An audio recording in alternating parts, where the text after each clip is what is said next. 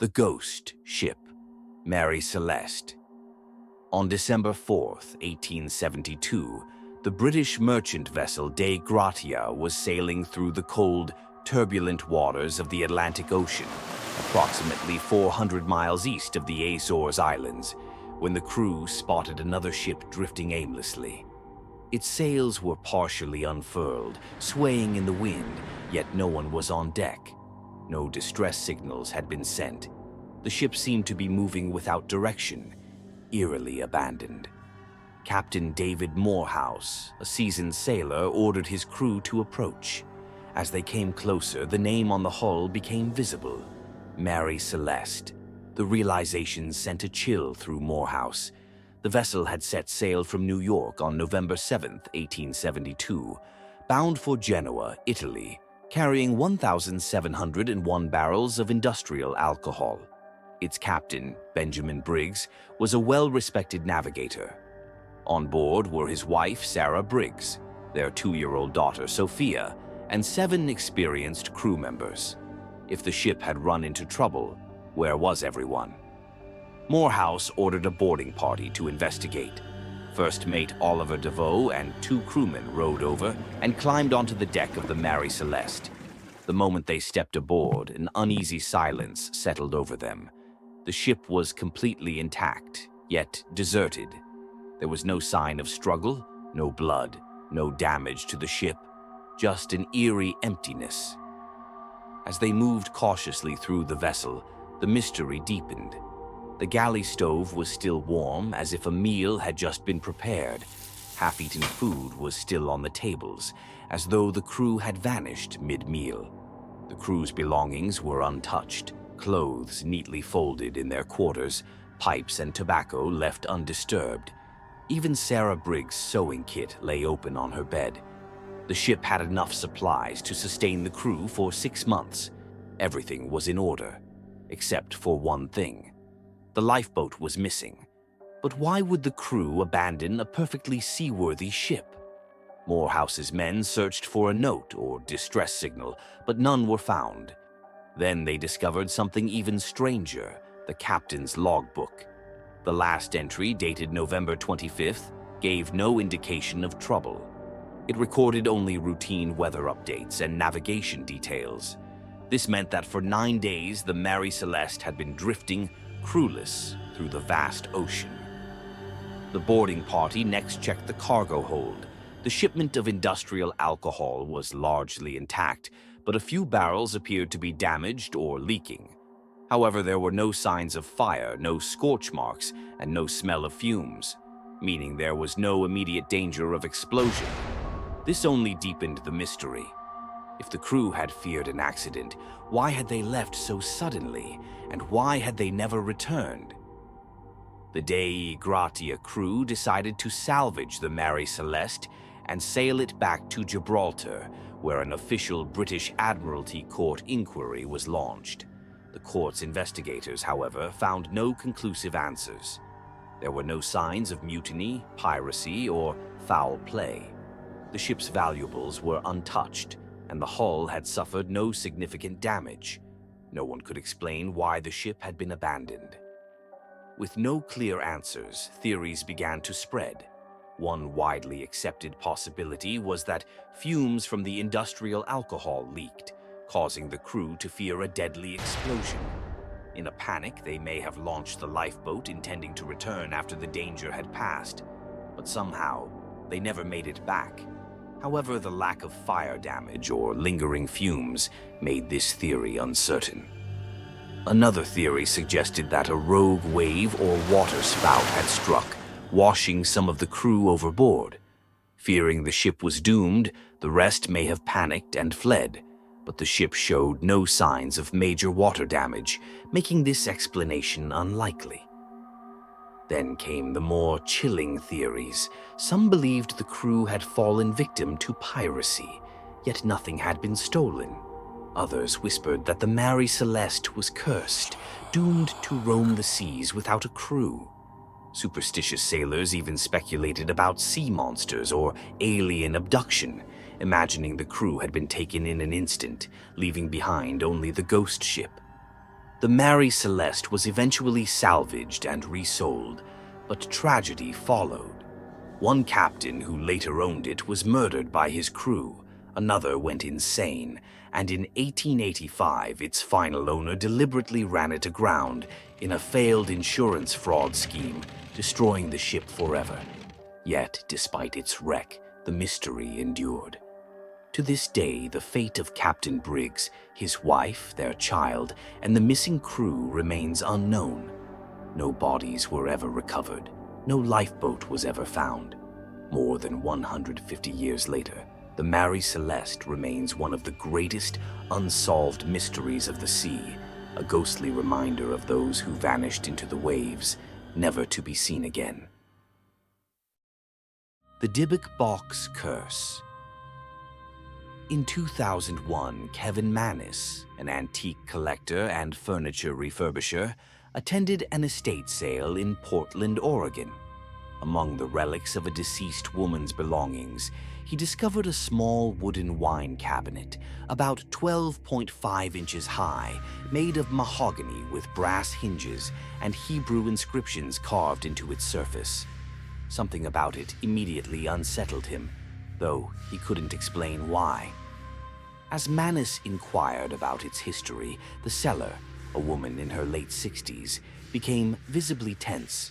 She explained that the box had belonged to her grandmother, a Polish Holocaust survivor who had acquired it before fleeing Nazi-occupied Europe. The grandmother had always warned her family never to open it, insisting that it contained a Dybbuk, a restless and malevolent spirit from Jewish folklore, known for possessing and tormenting the living. According to the woman, her grandmother had sealed something dark inside and made her promise never to release it. Despite the ominous story, Mannis, a skeptic, dismissed the warning and bought the box. The moment he took possession of it, strange occurrences began. He felt an overwhelming sense of unease, an unnatural chill that clung to him whenever he touched the box. He brought it to his workshop, intending to restore it. That night, he had his first nightmare, a vivid and terrifying dream of an old, withered woman with empty black eyes standing over him as he slept. Her face was gaunt, her mouth twisted into an unnatural grin.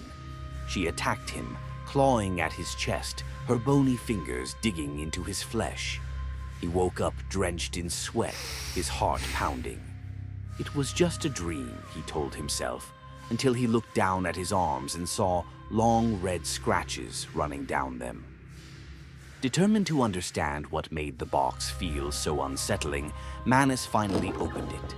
Inside, he found several bizarre artifacts, 2 1920s pennies, a lock of blonde hair bound with string, a lock of dark hair, a dried rosebud, a small golden goblet, and a candle holder with Hebrew engravings. These objects seemed ritualistic, as though they had been placed inside for a reason. At the bottom of the cabinet was a small engraving in Hebrew, which translated to Shalom, peace. From the moment he opened it, the activity escalated. Objects in his shop moved on their own, tools fell off shelves, and glassware shattered inexplicably. Electronics began to malfunction, flickering on and off without cause.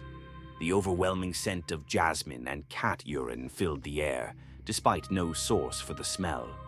He would catch shadows moving in his peripheral vision, but when he turned to look, nothing was there.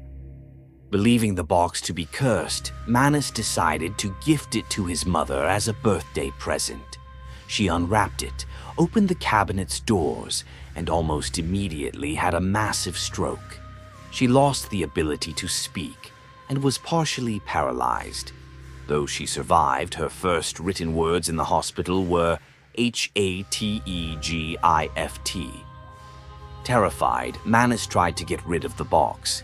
He sold it to a local antique dealer who returned it within days, claiming his store had become unbearably haunted. Another recipient suffered severe hair loss, waking up to find clumps of it missing. One owner reported that his house filled with the sound of whispering voices, and another said his nightmares had escalated to sleep paralysis, where he awoke unable to move, with a dark figure pressing down on his chest. Desperate, Manus listed the box on eBay, describing its terrifying history. His listing quickly went viral, capturing the attention of paranormal investigators and skeptics alike. Eventually, the box was purchased by Jason Haxton, a medical museum director who intended to research its alleged supernatural effects. But within days of acquiring it, Haxton fell severely ill. He suffered from chronic breathing issues, unexplained welts and sores, and a growing sense of dread that followed him everywhere. Objects in his house began moving on their own, and he experienced vivid, disturbing nightmares of an old woman attacking him, the exact same dream Manus and others had reported. Haxton, now convinced the box was genuinely dangerous, consulted Jewish mystics for guidance. They advised him to seal the box using traditional Hebrew prayers and rituals before hiding it away. Following their instructions, he locked it inside a specially made container and buried it in an undisclosed location, hoping to contain whatever force was inside. Despite Haxton's efforts, the legend of the Dybbuk box has only grown. Some researchers claim the entire story is a hoax, but those who have come into contact with the box tell a different story. Paranormal investigators continue to seek it out, believing it remains one of the most haunted objects in the world. Even more chilling, there are rumors that multiple Dybbuk boxes exist, each carrying a dark and dangerous force, waiting for the next unsuspecting soul to open them. The vanishing village of Anjikuni. In the remote tundra of Nunavut, Canada, nestled near the icy waters of Anjikuni Lake, there once stood a thriving Inuit village. Isolated but self-sufficient, the village was known to fur trappers and hunters who often stopped there for food, supplies, and warmth before continuing their journey. The Inuit people who lived there had flourished for generations, their traditions deeply connected to the land and its unforgiving elements.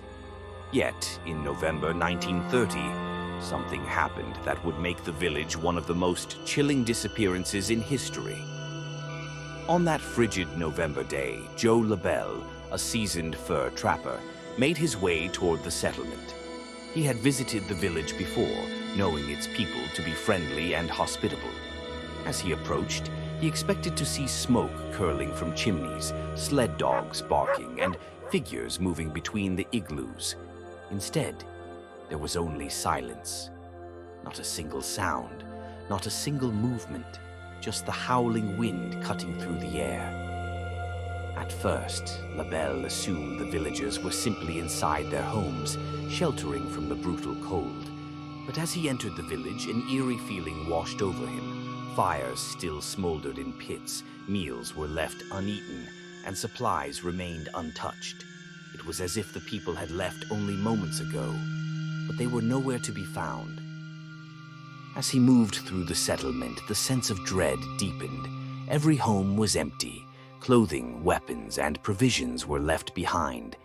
The villagers had not packed for travel, nor had they taken any of their essential survival gear.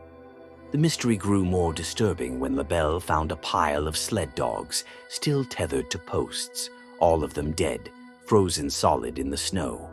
The dogs had clearly died of starvation, meaning whatever had happened, the villagers had been gone for weeks. Yet, there were no tracks leading away from the village, no sign of a hurried escape, no struggle, nothing. It was as if the entire population had simply vanished into the air. Frightened, LaBelle rushed to the nearest telegraph station and alerted the Royal Canadian Mounted Police, RCMP. When officers arrived, they were equally baffled by what they found. The village was deserted, yet everything had been left behind. What disturbed the investigators most, however, was a burial site on the outskirts of the settlement. Several graves had been unearthed, the bodies removed. There were no signs of animal scavenging, no indication that the bodies had been taken for traditional Inuit rites. It was as if the dead had been stolen from their graves. In the days following, reports surfaced from nearby hunters and travelers who claimed to have seen strange lights in the sky around the time of the disappearance. A trapper named Armand Laurent and his sons reported seeing a massive glowing object moving over Anjikuni Lake before vanishing into the distance. Others described a bluish pulsating light hovering over the empty village, disappearing just before Labelle arrived. Some began to whisper that the villagers had been taken by something not of this world. Theories soon spread like wildfire. Some suggested the villagers had been abducted by extraterrestrials, their disappearance marked by the strange blue lights seen in the sky. Others speculated about an unknown predator, something that had forced the villagers to flee so suddenly that they had abandoned all of their belongings. Some Inuit legends tell of evil spirits known as the Tornrarsuk, beings capable of luring people away into the frozen wilderness, never to return. Had something ancient and powerful come for the villagers of Anjikuni? Skeptics have dismissed the incident, claiming the story was exaggerated over time, or that the villagers had simply relocated due to harsh conditions. However, this does not explain the undisturbed supplies, the dead sled dogs, the missing bodies from the graves, or the complete lack of footprints leading away from the village. If they had fled, where did they go? And why didn't they take anything with them? Despite official investigations, no trace of the missing villagers was ever found. No remains, no footprints, no explanation. The Anjikuni Lake settlement remains one of history's most chilling and unexplained mass disappearances, a place where an entire community simply ceased to exist. To this day, those who travel near the abandoned site speak of an unnatural stillness, a place where the air feels too quiet, as if the land itself remembers the ones who vanished into the icy unknown. Thanks for watching. Come back soon for more dreaded whispers. Don't forget to like, comment, share, and subscribe.